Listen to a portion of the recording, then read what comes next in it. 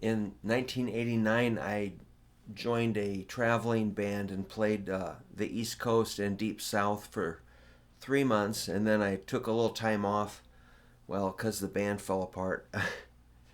And I had an agent that would call me and send me out on these gigs, and the next one he sent me out to do was a full time traveling band based in northern Minnesota, kind of an 80s, 70s, and 80s hard rock kind of pop band, and it was really fun.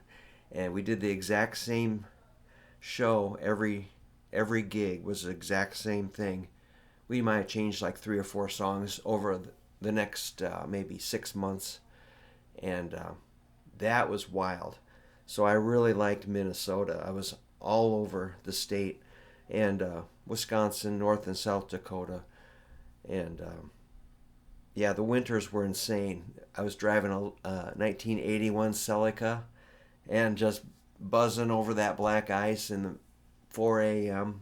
driving across the state in a blizzard, listening to The Cure and you know any kind of underground punk rock, or I listened to everything on tape, man. I still have my tapes. Anyway, that ended, and I was really burnt. But then I took a couple weeks off, maybe, and then I joined a country band and went pretty hard in the Twin Cities, and that was great. I got to play a lot of solos, so it was really cool. Then my agent called and said he wanted me to get to Paisley Park, and I was like, okay. Told me I'm gonna meet with a producer. Okay, so I went maybe the next day and found the place. It's way in the extreme south west corner of the Twin Cities, way out there. There's like nothing out there hardly. And anyway, it's like a big industrial complex. It was really not that, it was really modern, but it wasn't super welcoming to me. It was fine. I was kind of in awe. I was a big Prince fan at the time.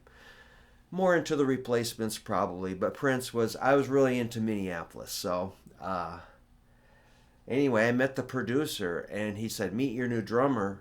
And there was a guy in the chair who shook my hand, and I guess I was going to be a guitar player in a project. It turns out it was kind of a vanity project, but and we practiced for months with this producer kind of breathing down our necks. He was kind of a control freak, and he thought I was pretty good, I guess, but he was always on the verge of firing me. I'm like, what? What are we doing? So I kept showing up because we were going to record at Paisley Park. That was the plan, to record a single. We had, I think we only had one song that we were going to record. We had worked up maybe 15 of my songs, and we were just practicing, running them down, and auditioning bass players, which that producer never liked any of the bass players, and he also played bass, so he decided he was going to be the bass player. So now he's in there. And we're playing, it's just kind of an odd group of guys, but we're so they decide we're ready to go to the studio, but we're gonna record at 10 p.m. on a Friday night, and then the next night finish it up or something.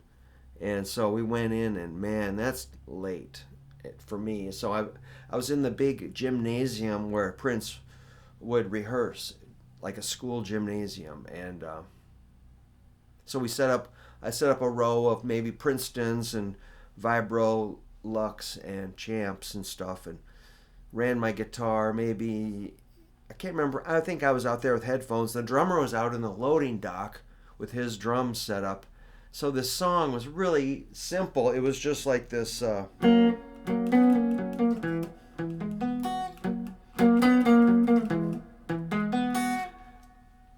Pretty pretty like monotonous for the verse, and the chorus was more interesting, was more melodic. It kind of launched, but kind of hypnotic verse. That's kind of cool. It didn't suck. It was okay, and it had a solo all worked out and everything. So the drummer kept dropping his sticks and couldn't get the. We never really got a good drum part, and this is before Pro Tools. So basically, if the drummer doesn't get the drum part right, you got nothing. So, no click track, no metronome, no nothing. And so, man, we ran the song like must have been 30 times, and every time he would drop his sticks on this breakdown around the end of the song. He'd get through all the song until the last maybe 30 seconds. He'd drop it. He just couldn't do it. All it was boom, boom, boom, bam, boom, boom, boom, bam. It's super duper basic. Great guy, but man. So finally, I think the next night we came in to do overdubs. It's 10 o'clock. I'm just like, wow, tired. And so I think I did some overdubs of guitar. I was in the Studio C, which is the smaller studio, 24 channel tape deck. But anyway, it was just like, it was weird because the producer was being just a maniac.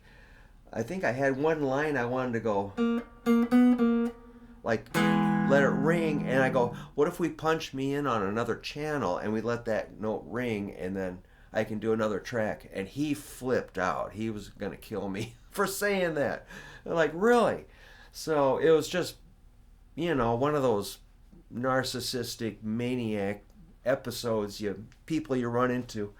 So anyway, then about 2 a.m, it's like, okay, now Brook, I want you to do the solo. And I had a solo all worked up, some cheesy,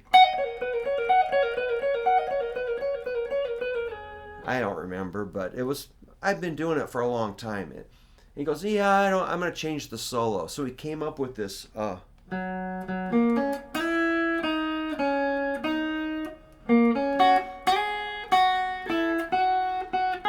oops.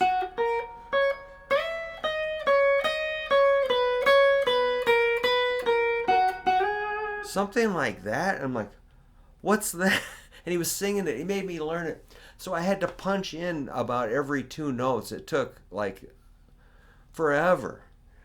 And I'm just like, have mercy. This is terrible. I hate this. And then I was just like shocked. And then he goes, no, I hear a harmony. I'm like, what's that? So he sang this insane harmony.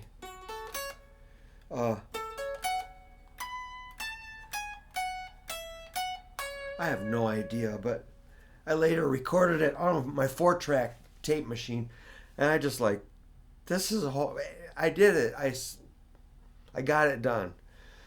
And they did sound cool together. It was like kind of severely orchestrated, but pretty brilliant. The guy was really, really good. But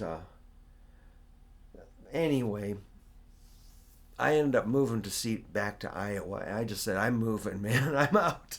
Because it was terrible. And everything was just, everybody's pulling me back to Iowa.